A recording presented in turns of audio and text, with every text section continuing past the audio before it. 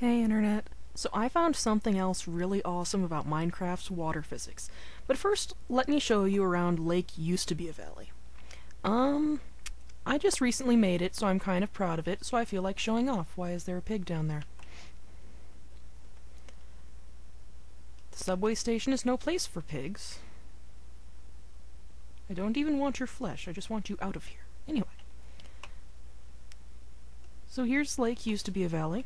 As you might guess, it wasn't always here.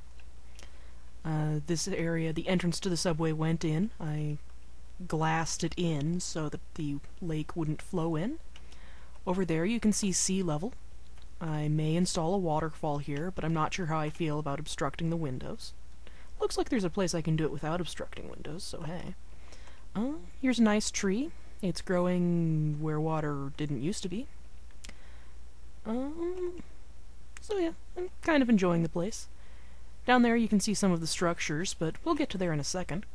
You might also notice I'm running a texture pack. I'm probably going to uninstall it eventually, but using this one for now.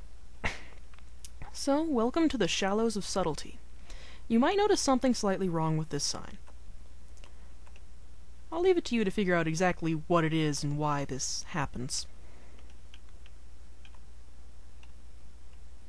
So anyway, that happens with signs. An exercise for the reader. Down here is my lovely tree. I'm not going to explain this either, but you'll get something very similar if you just happen to build a lake above a tree. I might as well explain. So the water keeps flowing straight down, and it only curves inward once it hits a flat surface. When it hits the flat surface, it checks all around to see if there's any places that it can flow into. But, as you notice by this part, it hasn't hit a flat surface yet, so it doesn't bother checking the areas beside it. It just keeps flowing straight down. This is what allows for lovely waterfalls with straight edges. It also allows for this wonderful illusion. These are torches, and these are redstone torches. I believe this is the Painterly pack? I don't know. I think so. Sounds right. Anyway, here's my magic sign. As you can see, we are in a place that is lower than the surrounding water level. It kinda drops off the edge. You can make this without the magic sign, but what I love in particular about the magic sign is this block. Theoretically, that block of foliage means that water should be flowing in here, but it's not, because I have a magic sign. For more magic, let's remove the sign. You knew this was going to happen. Come to me, sign. What's that? I make the most dignified noises when I'm surprised.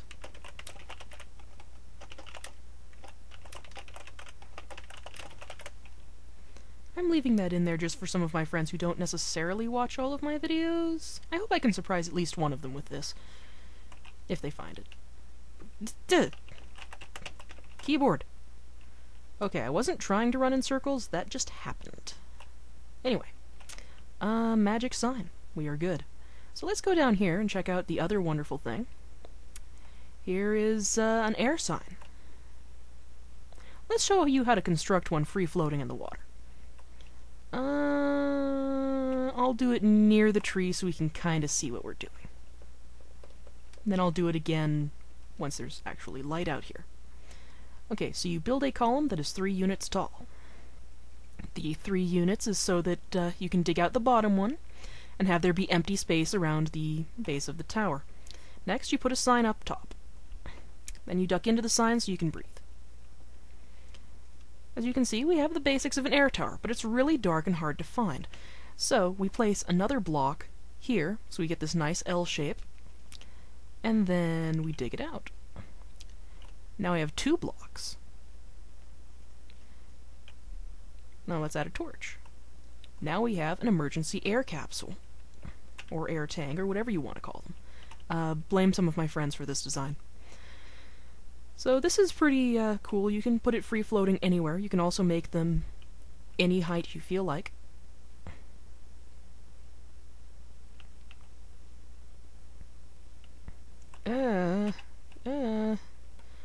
So I'm just going to put one here. here. That's nice. Woo woo woo woo woo woo woo. Let's put some blocks here. Hi, you might have noticed I've been using an inventory editor just a tiny little bit. Yeah, that allows this. I have a bucket, and I can place more buckets, because the bucket stacks. Oh dear, I just broke the huge stack. Anyway, so that is fancy. I only use it for things that I can get other ways, like for mass-producing cloth. But anyway, that's not important right now. The majority of this map is produced legitimately. I just use that for things that are really boring to farm. I try not to create lava with it, though it's tempting. Anyway, now we've got some stone. We've got this tool. I guess you probably would have noticed anyway, just from the fact that my tools aren't degrading. Hi, you can do cool tricks.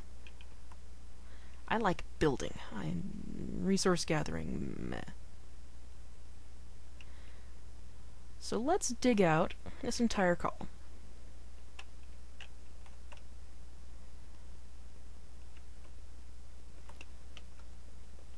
So now you have this entire column that's just kind of chilling.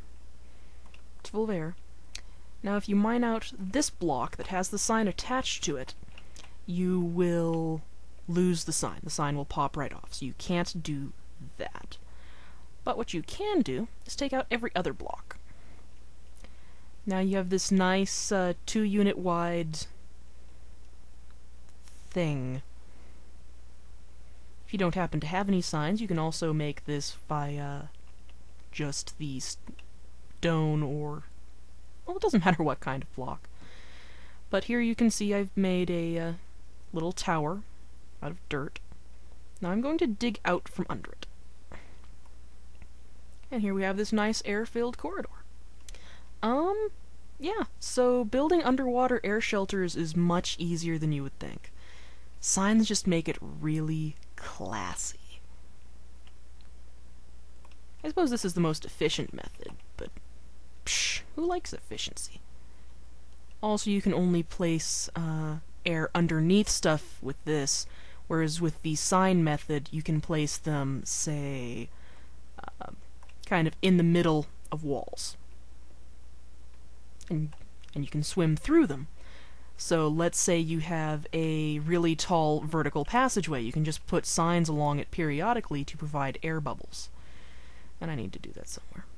Anyway, so this has been today's water physics fun. I'll see you guys next time. Thanks for watching.